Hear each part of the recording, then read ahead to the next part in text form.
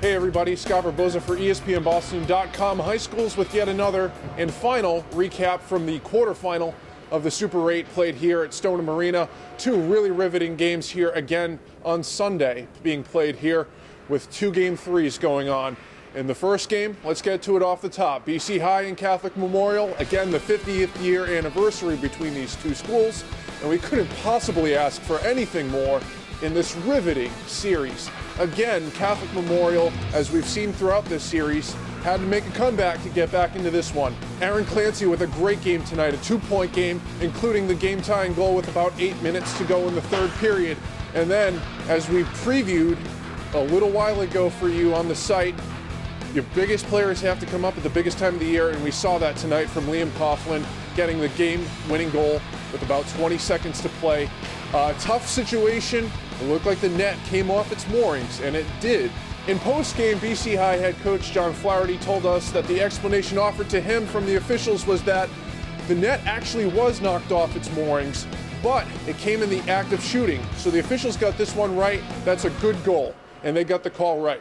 But again, let's go back to Liam Coughlin, somebody that started this season like a bull in a china shop. We saw something from Liam that we hadn't seen in the last couple years, and he brought his A-game to start early.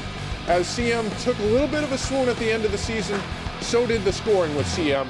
But again, here in the premier tournament that the state has to offer, perhaps its best player this year saved his best for last.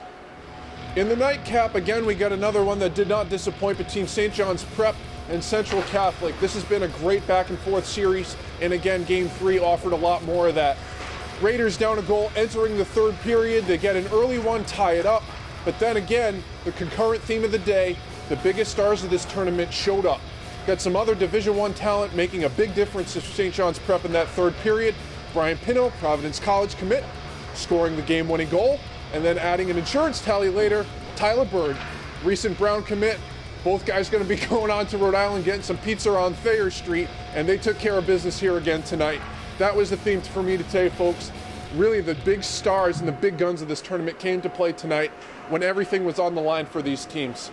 Now, we're going to take a look going ahead, obviously, with St. John's Prep and Catholic Memorial moving on to Wednesday's semifinal at Songus. Let's take a look at those series.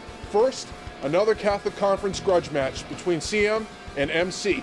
This is perhaps, as we saw at the Super 8 table a couple weeks ago, that 6-7 vote that went that way. These two teams are probably, I think, the most polished teams at this point in the season, and you might just see the winner of this series take it all. These teams have been playing their best hockey recently, and I think it's going to be nothing to deviate from that script. MC-CM should be a great series. One X factor that I think Catholic Memorial had going in its favor against BC High was the play of senior center and captain Jack O'Hear. O'Hear did a great job in Game 2 neutralizing Tom Biesinger in the face-off circle and scored some key goals. Oh, by the way, remember that shootout that we had here a couple nights ago? O'Hear is a big part of that comeback, and I think he could be the key to shutting down perhaps the player of the tournament thus far. I think it's safe to say that's Aaron Nazarian. Again, it's going to be interesting to see how Bill Hansen and John McLean juggle their lines going off against each other, but I'm looking at that matchup of centers as a key pivotal part of this series. Let's take a look at the other series now, St. John's Prep and Austin Prep. I think we saw a very physical series here between the Eagles and Central Catholic. I expect more of the same from the Eagles in their semifinal matchup against the Cougars. Now, Austin Prep, we know, is long in the tooth in skill, not so much in experience. I think that could be an X factor here, but I also look at the physical edge that I think Prep, that is St. John's Prep, will have in this matchup. Again, a more complete team, I think lines 1 to 4 and that experienced defensive group that has played with each other for several years now, I think will be the key difference against the Cougars.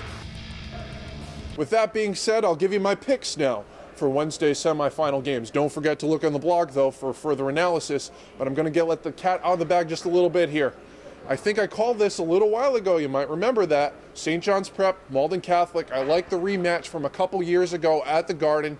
I see those teams moving on. I'll explain why in a couple days. But again, don't forget, we'll be with you all day on Wednesday from the Songa Center, covering all the action with our live chat. Of course, the analysis and the wonderful video recaps is done by James Walsh, as always, who's standing off camera right here diligently.